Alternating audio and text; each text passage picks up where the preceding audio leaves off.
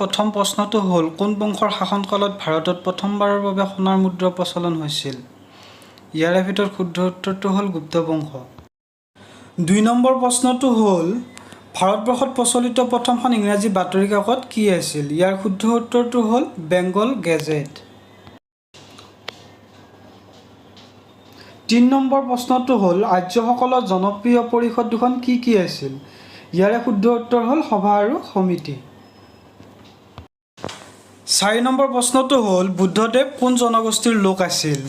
ইয়াৰে ভিতৰত শুদ্ধ উত্তৰটো হ'ল শাক্য জনগোষ্ঠী। আমি সকলোৱে জানো শাক্য জনগোষ্ঠীৰ লোক আছিলে। ৫ নম্বৰ প্ৰশ্নটো হ'ল পাল বংশৰ প্ৰতিষ্ঠাতা কোন আছিল? ইয়াৰে শুদ্ধ উত্তৰ ৰজা গোপাল।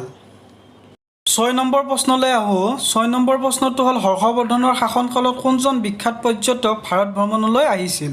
ইয়াৰে শুদ্ধ উত্তৰটো হ'ল হিউৱেন চাং।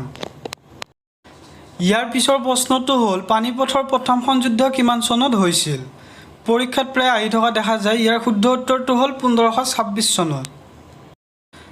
৮ নম্বৰ প্ৰশ্নটোলৈ আহিছোঁ। কোনে ভাৰতত প্ৰথমবাৰৰ বাবে মুদ্ৰাৰ প্ৰচলন কৰে? ইয়াৰে শুদ্ধ উত্তৰটো হ'ল মহম্মদ বিন তুগলক। ইয়াৰ পিছৰ প্ৰশ্নটো হ'ল বিশ্ববিখ্যাত কুতুব মিনাৰ কোনে সাজিছিল? ইয়াৰে শুদ্ধ উত্তৰটো হ'ল ইলটুটমিছ। আজিৰ শেষৰ প্ৰশ্নটো হ'ল মহেঞ্জোদাৰোক আন কি নামেৰে জনা যায়? ইয়াতে 4টা অপশ্যন আছে। শুদ্ধ উত্তৰটো হ'ল মৃতকৰ নগৰ।